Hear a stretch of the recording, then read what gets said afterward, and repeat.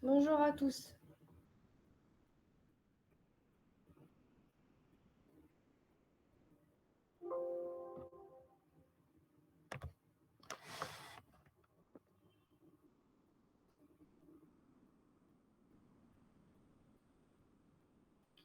Alors, comme vous n'aurez pas TP compile aujourd'hui, d'accord?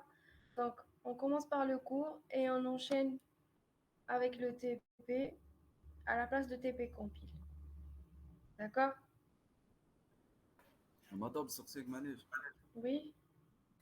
باسكو تي بي كومبيل ماشي ما شحال تجي دير شويه روتار باسكو يكفينا الوقت. Oui. اه داكور. Si elle arrive, on arrêtera. D'accord? داكور.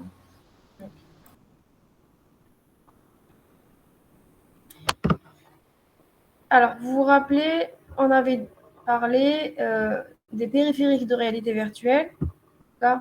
Donc, on avait vu périphériques à retour d'effort, les périphériques sonores et les périphériques à retour visuel.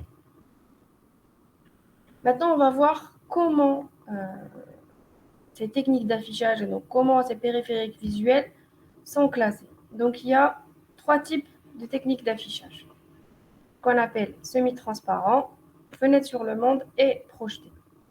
D'accord? Donc, un affichage semi-transparent, ça veut dire on voit à travers. Alors, semi-transparent, ça veut dire qu'on peut voir à travers. Alors, ou bien on l'appelle see-through, c'est-à-dire on voit à travers. D'accord? Donc,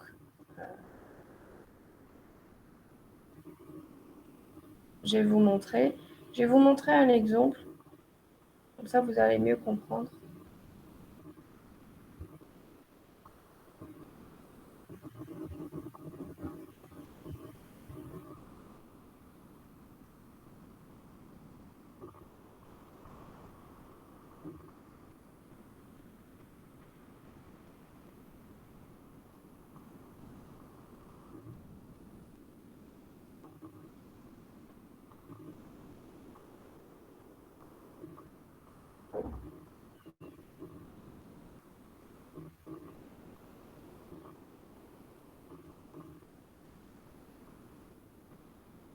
Donc, regardez, ça, c'est un exemple d'affichage voir à travers. Voir à travers, ça veut dire quoi? Ça veut dire, je vois ce qu'il y a à travers la vitre, à travers le support d'affichage, ou à travers mon écran. Si je vois à travers mon écran, ça veut dire que je suis capable, d'accord, de voir le monde réel. D'accord? Maintenant, puisqu'il est semi-transparent, ce n'est pas un affichage transparent, parce que vos verres de lunettes, par exemple, sont complètement transparents. Vous voyez à travers le monde réel. Ce type d'affichage est dit semi-transparent parce que on voit à travers, donc on voit le monde réel, mais en plus, on a une incrustation, d'accord, des éléments virtuels sur ce dispositif d'affichage. Et donc, c'est pour ça qu'il est semi-transparent. D'une partie, il est transparent puisqu'on peut voir à travers le monde réel, et de l'autre partie, on peut aussi avoir des informations virtuelles sur ce dispositif d'affichage. Alors ici, c'est un exemple de pare-brise automobile Jaguar. Alors, dans les pare-brises classiques, on affiche l'itinéraire, on peut afficher la vitesse, d'accord? Par contre, ici, c'est un dispositif qui aide, par exemple, à entamer des virages. Donc, c'est pour renforcer la sécurité automobile. Et donc là, il y a calcul de la vitesse avec laquelle on doit entamer le virage, les distances de sécurité, d'accord, la trajectoire du virage, est-ce qu'il y a des obstacles, est-ce qu'il y a des voitures qui nous empêchent de passer et tout ça. Donc toutes ces informations-là sont en plus, d'accord, affichées sur le pare-brise de la voiture. Après, ça c'est un exemple de Jaguar, mais on peut avoir d'autres exemples. Même pour Toyota, ils ont développé ce type de dispositif semi-transparent, de pare-brise semi-transparent, qui nous aide à calculer ou bien à estimer le dépassement. C'est-à-dire, est-ce qu'on peut dépasser une voiture ou pas, qui nous gêne par exemple.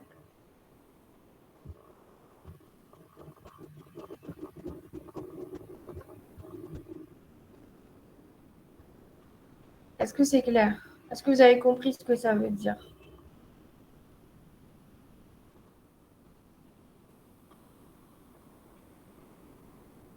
Pardon, est-ce que vous pouvez répéter? Pas compris.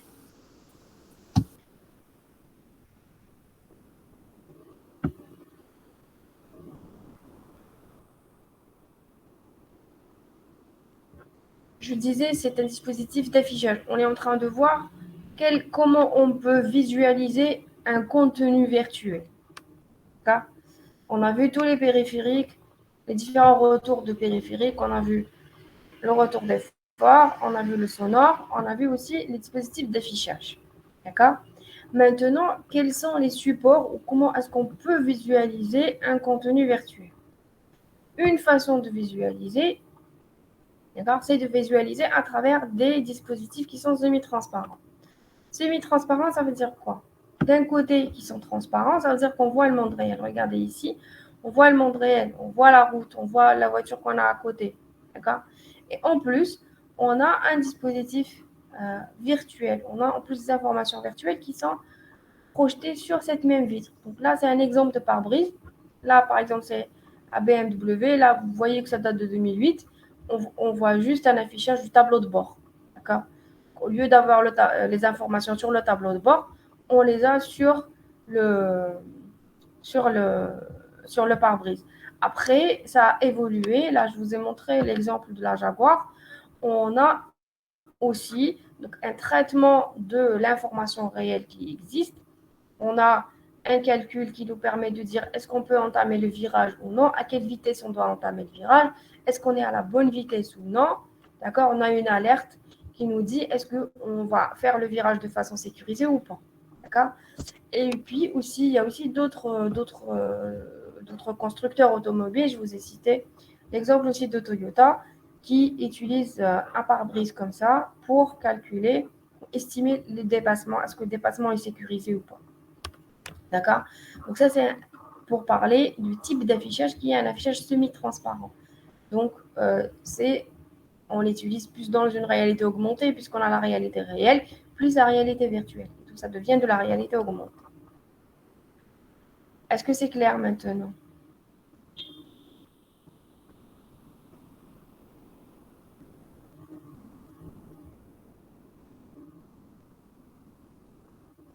Oui, merci, madame. Merci à vous.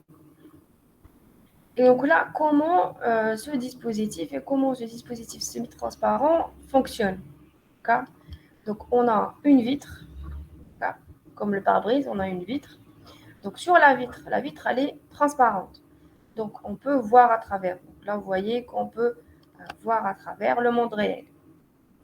En plus, on a un projecteur qui va projeter sur la vitre l'information virtuelle. Et donc là, va être visualisé par l'utilisateur. D'accord? Donc, on a le principe de réflexion. Donc, on a une vitre. On peut voir à travers le monde réel, mais en plus, on peut projeter, d'accord, une information virtuelle pour l'utilisateur.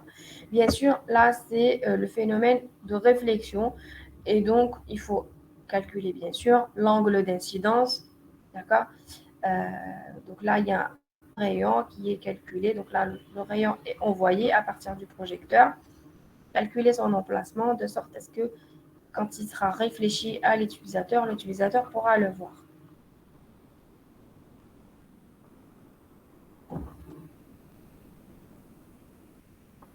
D'accord?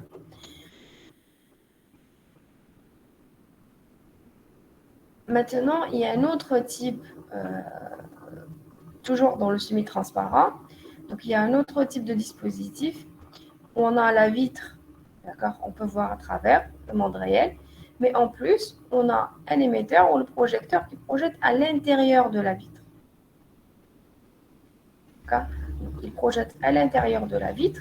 Et donc là, l'information est retransmise à l'utilisateur de l'intérieur de la vitre. Tout à l'heure, on projetait sur la surface de la vitre. Maintenant, c'est projeté à l'intérieur de la vitre. D'accord? Donc, on projette à l'intérieur. Donc, la vitre en elle-même, elle est constituée d'un un cœur, une gaine et une protection. Donc, tout ça, c'est à l'intérieur de la vitre. Et la projection s'effectue à l'intérieur du cœur.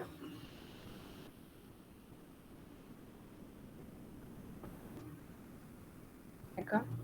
Donc ça, c'est les technologies utilisées. D'accord? Dans ce type d'affichage, il y a les lunettes. D'accord? Il y a par exemple ce type de lunettes où on projette à l'intérieur. C'est pareil pour les lunettes de réalité augmentée de Microsoft. C'est la même technologie. D'accord? Ensuite, on a un autre dispositif d'affichage qui est un affichage avec diode électrolumineuse. Et donc là, on a la lumière. Donc là, vous connaissez, vous devez avoir entendu parler des OLED, TOLED, d'accord? Donc ça, c'est des technologies, par exemple des téléviseurs, d'accord? Donc là, quand on a des téléviseurs en 3D, donc c'est la technologie OLED qui est utilisée.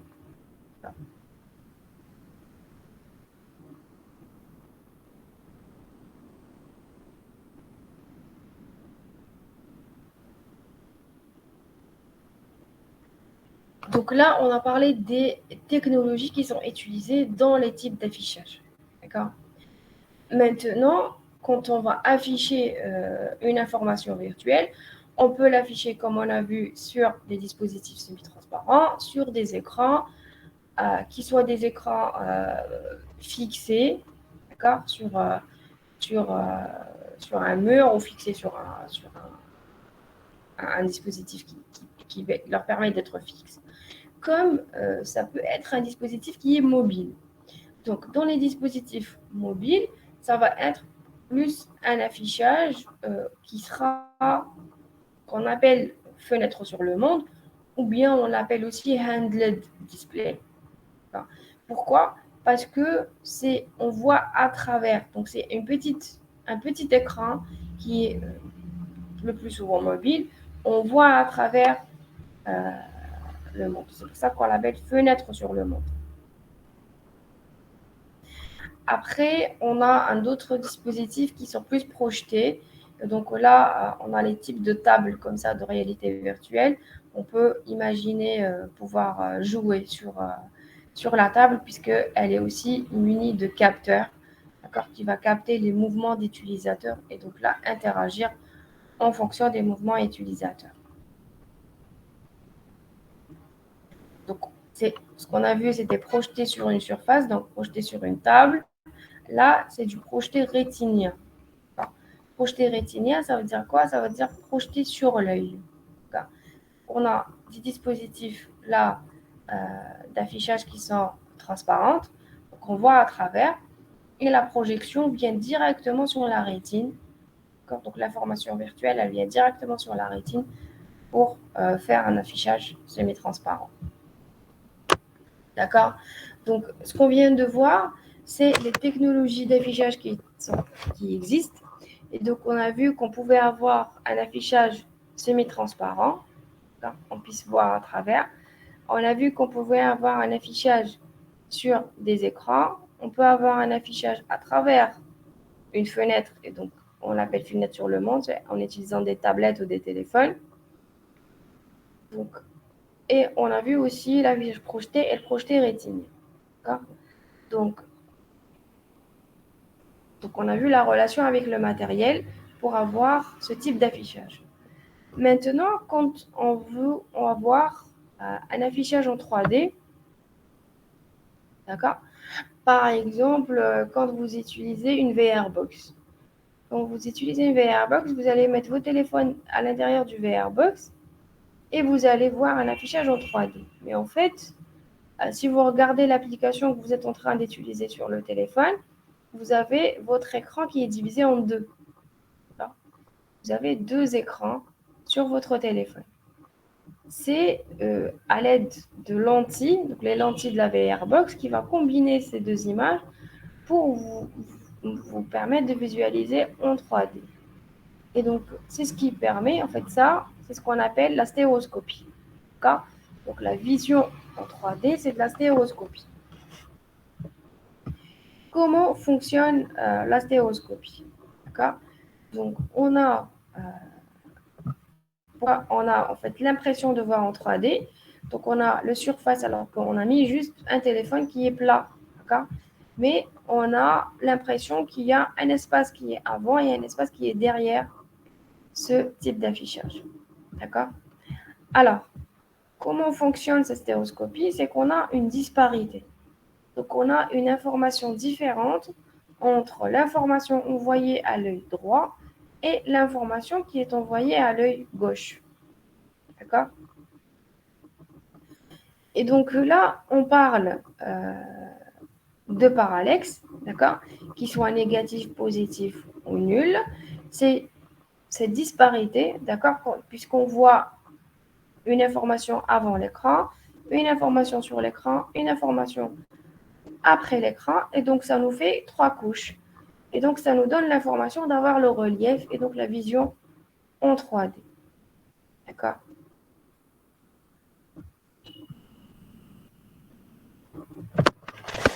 Alors, il existe 3 techniques pour faire de la stéréoscopie. La première, la plus simple, qu'on appelle anaglyphe.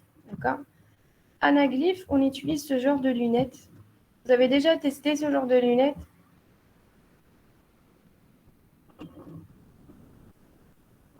Non. D'accord. Donc, en fait, ce genre de dispositif, regardez, c'est très abordable puisque on a juste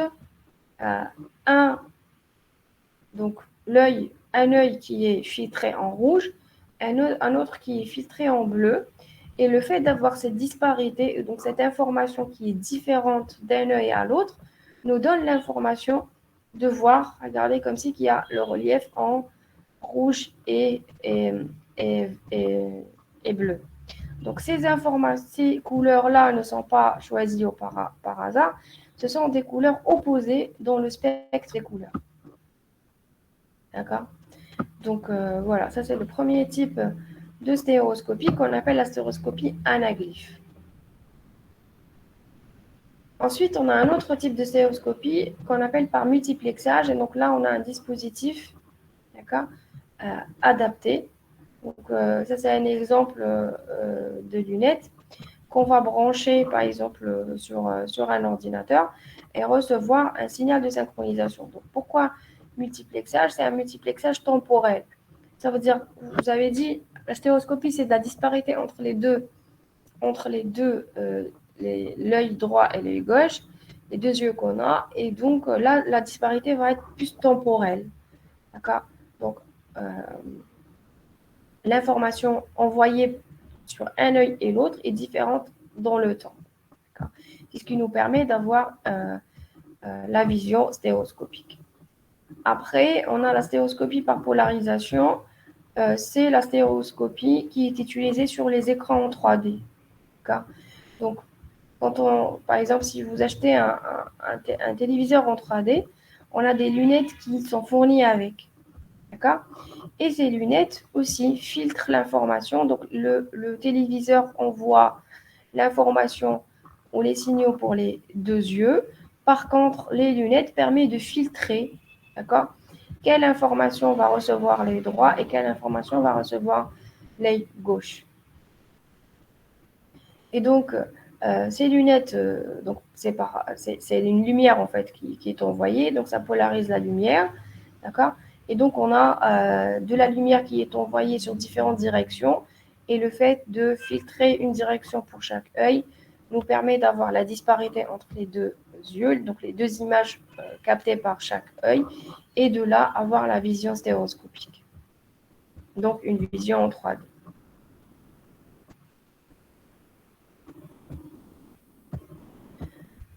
Est-ce que c'est clair pour tout le monde?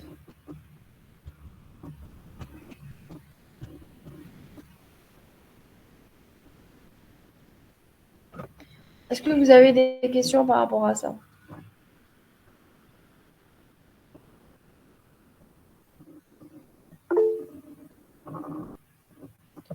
D'accord, merci. Les autres?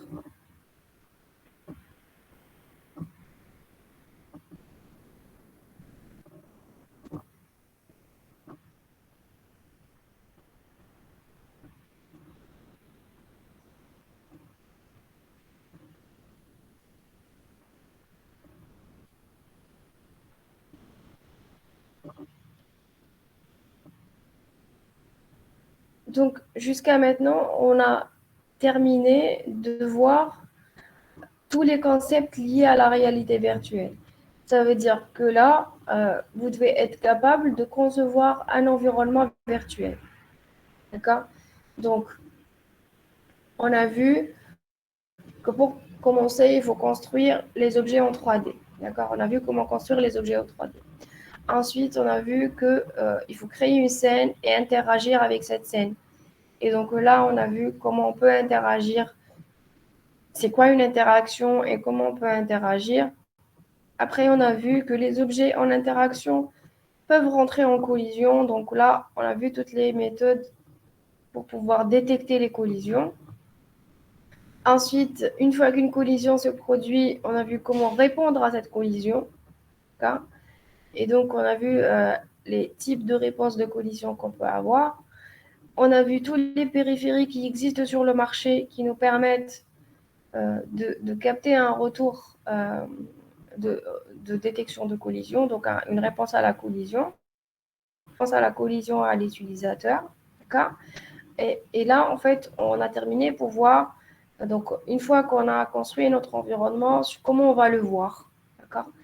Est-ce qu'on va l'afficher sur un écran? Et puis l'écran, comment il fonctionne et comment on peut voir cette information en 3D. D'accord? C'est-à-dire quelle est la technologie derrière la visualisation en 3D. Donc là, on a vu le tour sur tout ce qui est conception d'environnement virtuel. Est-ce que vous avez des questions par rapport à tout ce qu'on a fait? Est-ce que pour vous, c'est clair le processus de conception d'un environnement virtuel?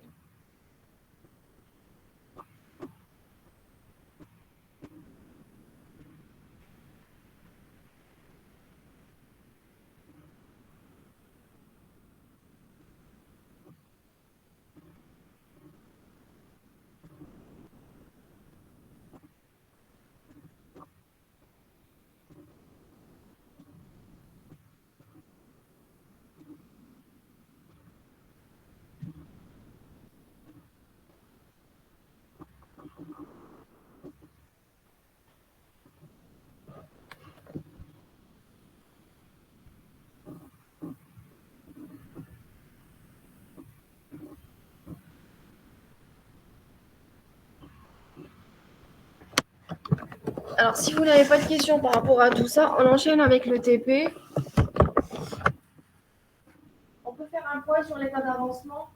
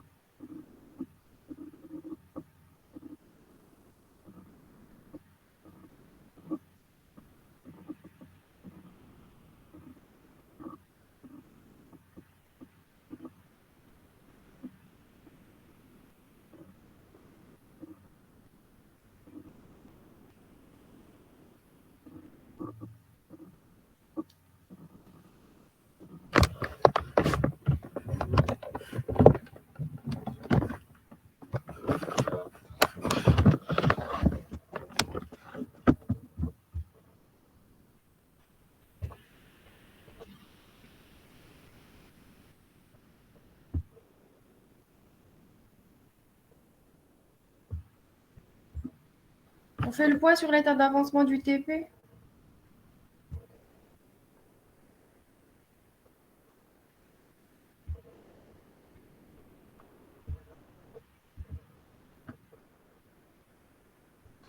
مدام Oui.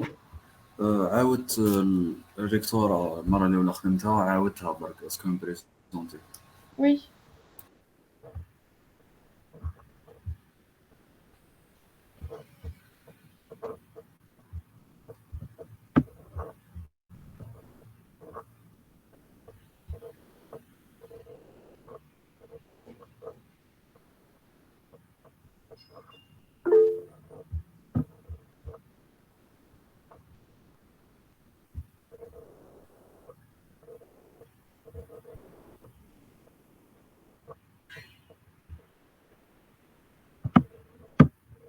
C'est ça, chaque groupe choisit une zone. C'est quoi le problème?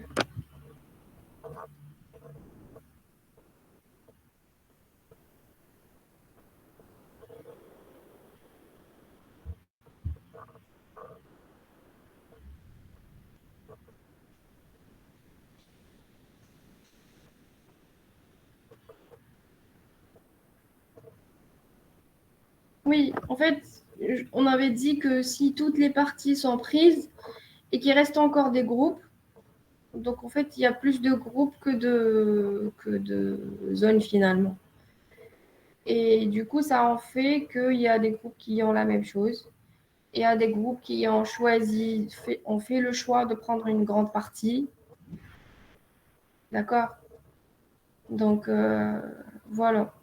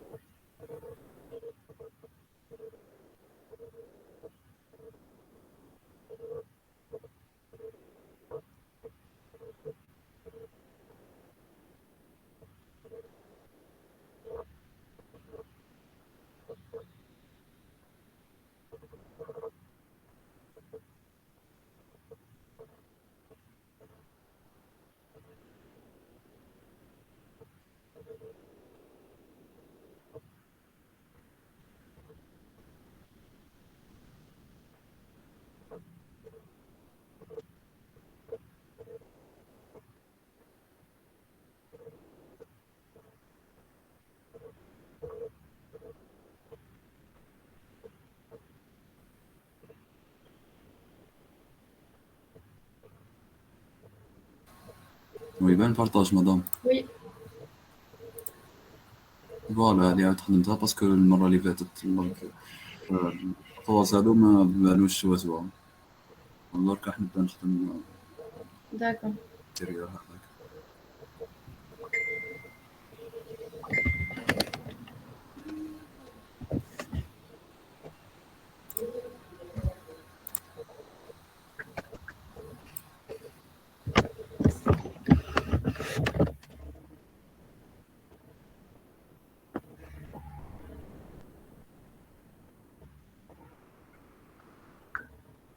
D'accord, merci.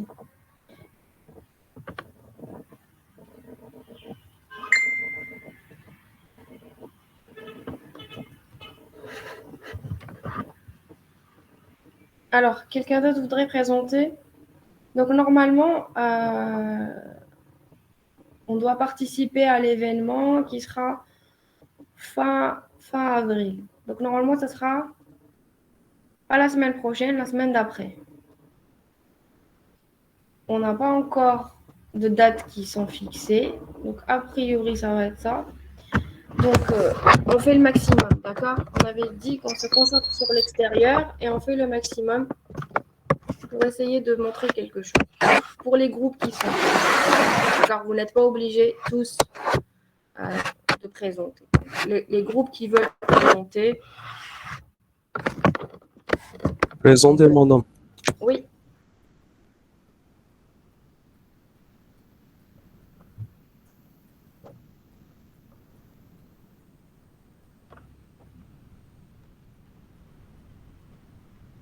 أيضا مدام.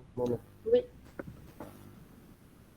والله مدام حنا عدنا بون زدنا خدمنا الريكتور باسكو غير حنا نخدمو فاس كاع لي بارتي تما جي سي عاود خدمت الريكتورا و لوديتوريوم زدنا له شويه دي ديتاي مازال راح نزيدو له دي ديتاي واحد اخرين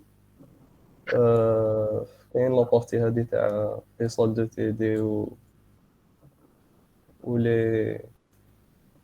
لي زونفي تانيت لي زدنا لها شويه اميليورينا لها لي ديتاي وكاين لابارتي تاع لي نوفو بلان انا يسي خدمنا تسمى شغل هادو هما لي بارتي لي افونسينا فيهم d'accord. مازال لابارتي الفوقانيه لي هنايا لي مازال اونغو Ok, c'est bien.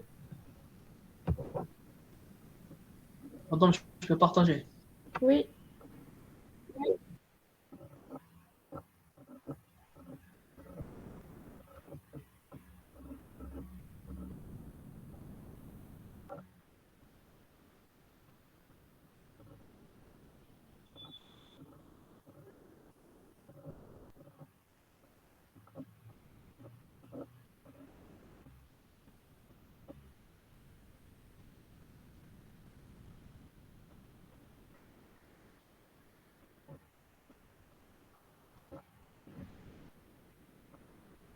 Ah, bah, vous arrivez à voir. Oui, Donc ça, c'est pour les sons. Voilà, texture. Bon, quelque chose quelques photos qui manquent, parce que les textures me battent. Donc voilà à quoi ça ressemble. d'accord. Voilà. Madame, on a aussi les amphis. Mhm. Je peux pas ouvrir le fichier parce qu'il est trop grand. Si je l'ouvre, ça va faire bugger tout le PC. Donc voilà à quoi ça ressemble à peu près les amphis. D'accord, c'est bien.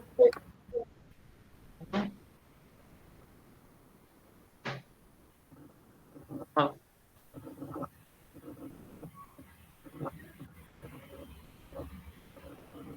Voilà, après, il nous restera les nouveaux blocs et tout. Les nouveaux blocs, on a commencé. On l'a déjà présenté un peu la semaine passée. D'accord. Ok, c'est bien.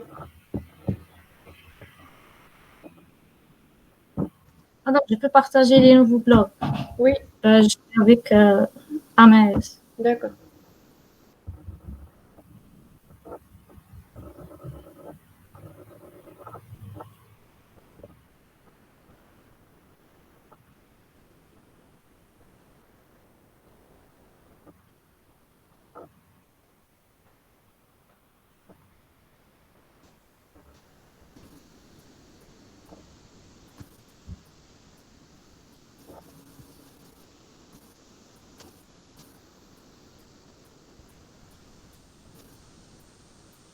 Vous voyez le partage, madame? Oui,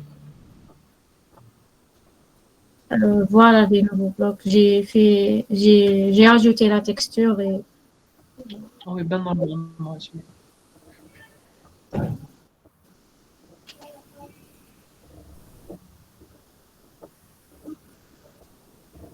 je sais plus.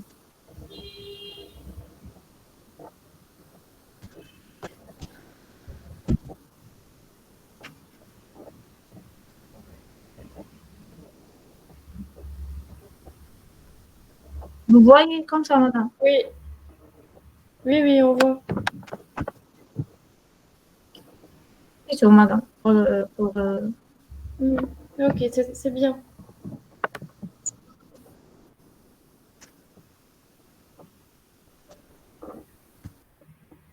Est-ce que quelqu'un voudrait présenter?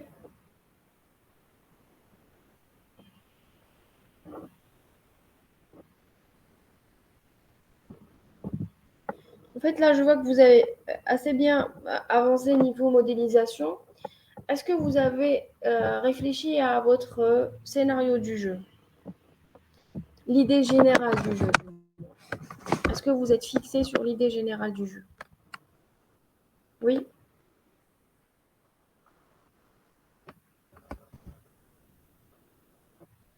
je vous écoute, oui. Je suis en train de lire vos messages.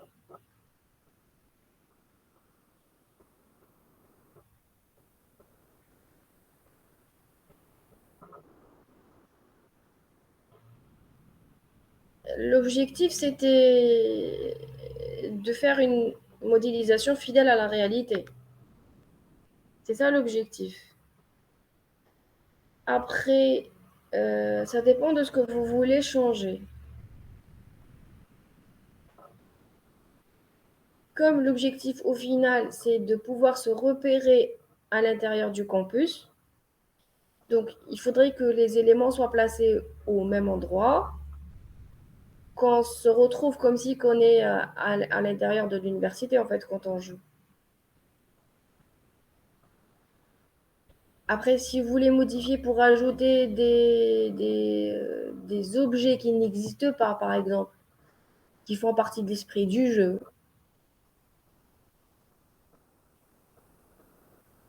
oui, d'accord. C'est-à-dire ne pas toucher au bâtiment à la disposition d'accord, ou à l'architecture. Mais vous pouvez ajouter des éléments propres au jeu.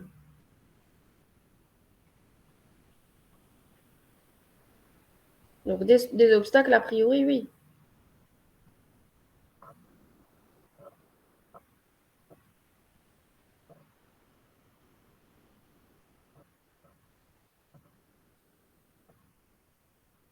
Merci à vous.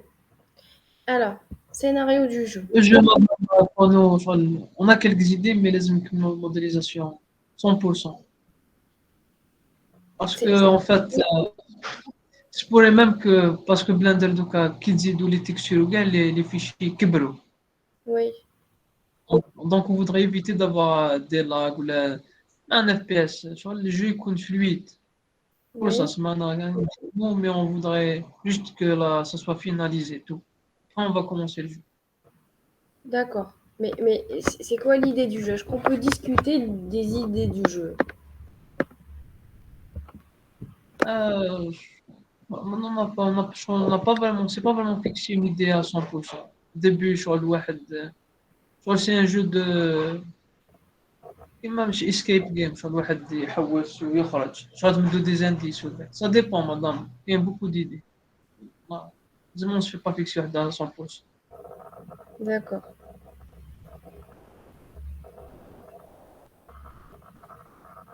Les autres, est-ce que vous êtes plus avancé par rapport à l'idée générale du jeu? Il n'y a pas de problème. À l'origine, il n'y a pas de problème. Rien n'est problématique. D'accord? Ni l'objectif, regardez, visualisez l'objectif. On cherche à se repérer à l'intérieur de l'USTHB et donc apprendre à. Je sais que le rectorat est là, je sais que les sens sont là, je sais. D'accord? De façon ludique. Donc, je ne cherche pas une idée d'un jeu qui soit compliqué. C'est tout. D'accord? Il faut que la modélisation soit le plus réaliste possible. Ensuite, imaginez un petit scénario de jeu, juste une première étape. D'accord? Après, bien sûr, on peut aussi continuer à travailler sur le projet plus tard. Mais voilà. Donc, c'est clair qu'on a des deadlines. D'accord? Mais voilà. Donc, c'est pour ça que je vous ai dit, on discute des idées du jeu. Parce que est-ce que ce sont des idées réalisables ou pas par rapport à ça? Mais rien n'est problématique, hein. Tout peut se réaliser. Rien ne pose problème. Après, je vous ai dit, dans les assets, vous pouvez trouver aussi des scénarios existants. D'accord? Vous trouvez des fichiers C# déjà existants par rapport à des scénarios de jeu différents. D'accord? Qui peuvent être gratuites, que vous pouvez utiliser directement. L'objectif par rapport au TP, par rapport au module, d'accord? Maintenant, vous maîtrisez la modélisation. Je vois bien que vous êtes tous avancés en modélisation. Vous maîtrisez la modélisation. Ensuite, quand vous allez partir sur Unity ou sur un autre moteur de jeu, vous allez apprendre à placer vos objets, à faire une interaction. Donc, je vous ai envoyé au moins le document pour pouvoir commencer. Comment faire une interaction avec le clavier, d'accord? Ça y est, vous savez où mettre votre script, comment compiler, comment visualiser le résultat, d'accord? Ensuite, aidez-vous de ce qui existe, d'accord? Vous allez trouver des scripts déjà existants par rapport par exemple, à la marche, par rapport à la course, par rapport au tir. Si c'est un jeu de tir, d'accord? Il y a plusieurs, par rapport à sauter, comment implémenter un saut d'obstacle, comment implémenter. Tout ça, vous allez le trouver sur des scripts carrément existants. Vous pouvez utiliser directement. D'accord?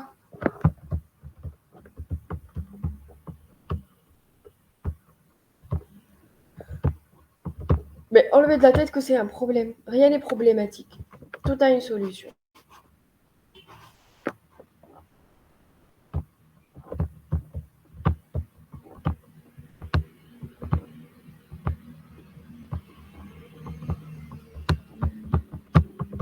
Alors, pourquoi est-ce qu'on parle des idées? Parce que c'est l'enchaînement. On commence à modéliser nos objets. D'accord? On sait où va se trouver la scène de notre jeu. Ça y est, c'est fixé. Maintenant, pour pouvoir avancer, il faut fixer aussi l'idée générale du jeu. Il faut absolument la fixer au moment où on termine la modélisation pour qu'on puisse avancer. aller vers les scénarios, aller vers donc l'interaction. Si c'est une interaction avec le clavier, est-ce que je vais utiliser une manette de jeu pour interagir? Quand je vais appuyer sur des boutons, comment le jeu va réagir? D'accord? Tout ça, on le fait après, une fois qu'on aura fixé l'idée générale du jeu.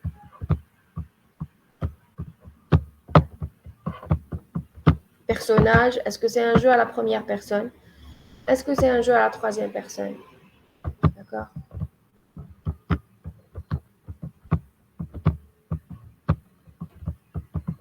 Est-ce que c'est un jeu sur un poste?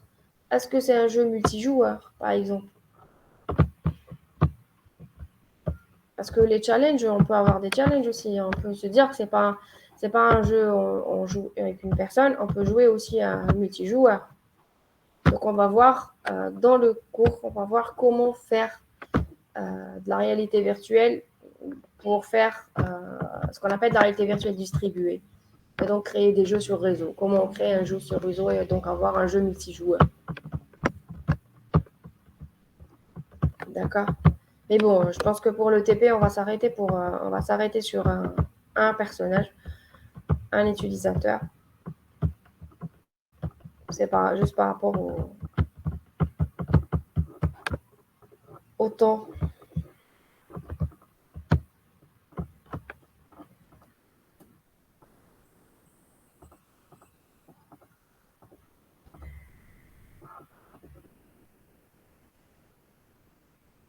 D'accord? Donc, par rapport à la présentation à l'événement de l'université de l'USTHB, d'accord? Ce que je vais vous demander de faire, même si vous ne terminez pas de modéliser le tout, ou bien tout bien, d'accord? Essayez de leur montrer une partie, d'accord? Et puis, de leur montrer l'idée générale de votre jeu. D'accord?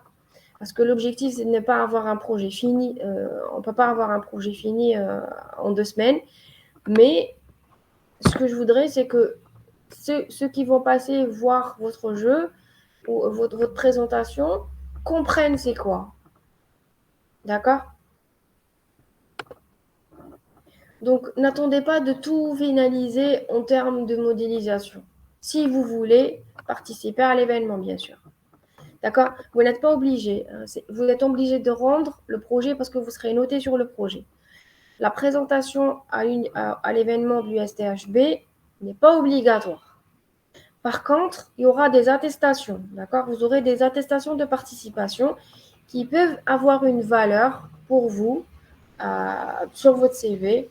Si vous voulez, donc voilà, une participation, c'est comme si c'est un salon. En fait. Participer à un événement peut être aussi important sur un CV, donc c'est une opportunité aussi. Donc c'est pour ça que je vous dis montrer un prototype. D'accord? Madame, l'événement يديروه في la fac. Oui, oui. À la faculté. C'est-à-dire chaque faculté aura un événement propre à elle. Et donc nous, on sera normalement à la faculté. Normalement. وشكون يكون فيها لي بروف مع ريكتور ولا كاين كش من يجي كش واحد يجي؟ Oui, c'est ça. Donc là, normalement, il y aura les enseignants, bien sûr, de la faculté et une délégation du rectorat qui va passer. ولاتيستاسيون على حساب الخدمه ولا جميع واحد دار ان بروجي ولو كان خفيف يعطوه هذا. Je ne sais pas pour le moment comment ça va se passer. Normalement, on a des attestations de participation. Le fait de participer. Après, je ne sais pas s'ils ont organisé comme un concours. Je ne sais pas encore. On n'a pas encore ce détail. C'est-à-dire, est-ce qu'on aura des classements et tout ça. D'accord? D'accord. والديدلاين تاع البروجي الموبيل وين تا؟ À la fin du semestre.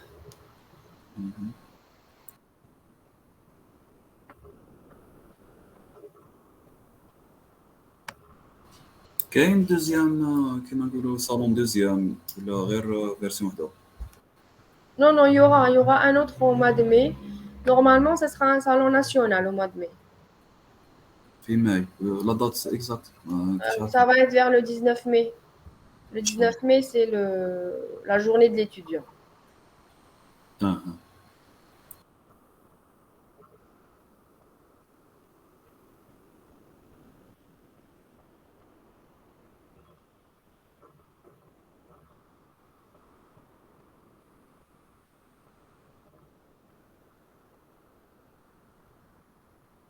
D'accord? Vous avez compris ce que je vous propose de faire? Oui, madame. D'accord, merci. مدام تقدري تبعثي لي هذو لي ديتاي اذا كي عندك بي دي اف لا C'est quoi les détails? لي ديتاي اللي حكينا فيهم دركا باش نبارطاجيهم معاهم. Je vais voir ce que je peux faire. D'accord. داك ميرسي.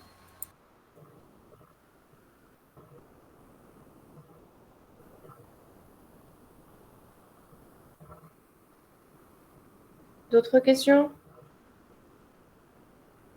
Madame, PDF du cours, oui. madame, vous pouvez... Ah, خلاص. Oui. Vous Le allez cours? poser la question, madame. Quel est le Le PDF cours? du cours? D'accord. Vous pouvez juste C'est m'envoyer ça. un mail pour me le rappeler, s'il vous plaît. Comme ça, quand je vais voir le mail, je répondrai au mail avec le PDF. Merci, madame. De rien.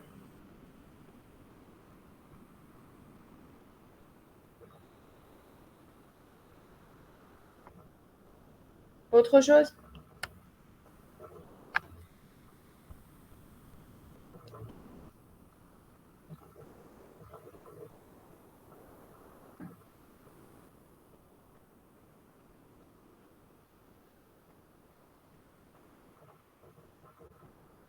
D'autres questions?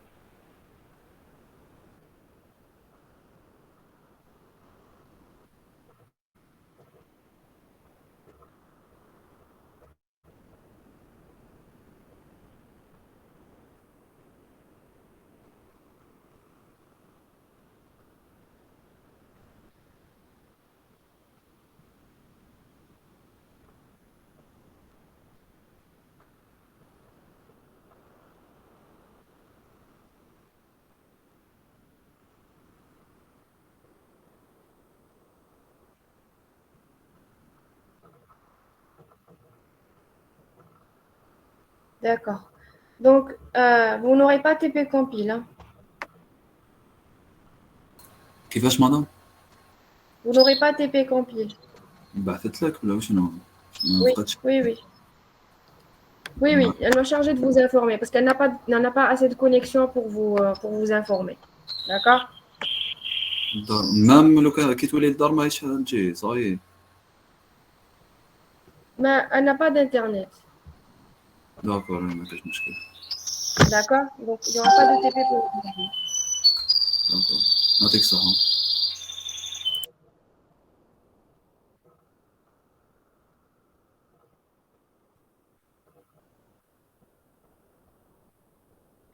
D'accord? Donc, pour la prochaine fois, donc, je vais vous montrer comment concevoir. Donc, on va parler du jeu, d'accord? Les personnages et tout ça, et comment faire le jeu. On va entamer le jeu, d'accord? Pour que vous puissiez commencer cette partie. Mais au moins, en fait, par rapport donc là, vous avez modélisé vos objets et essayez d'aller sur le moteur de jeu, importez vos objets, d'accord? Choisissez un personnage, au moins faites le TP. Est-ce que quelqu'un a déjà testé le TP sur Unity? Vous êtes encore sur Blender, personne n'est passé sur Unity.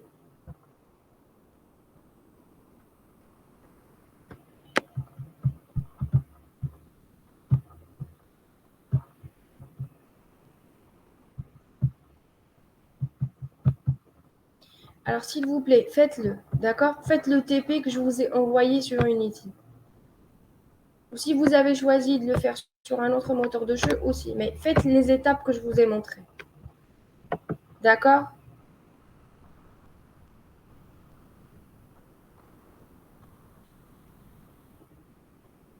Merci. D'accord? Donc, pour la semaine prochaine, je vérifie en fait si vous avez eu des problèmes par rapport à ça. D'accord? Et comment on peut avancer. Ok, merci. Alors, pour moi, c'est tout. D'accord? Donc, si vous n'avez pas d'autres questions, on va s'arrêter là.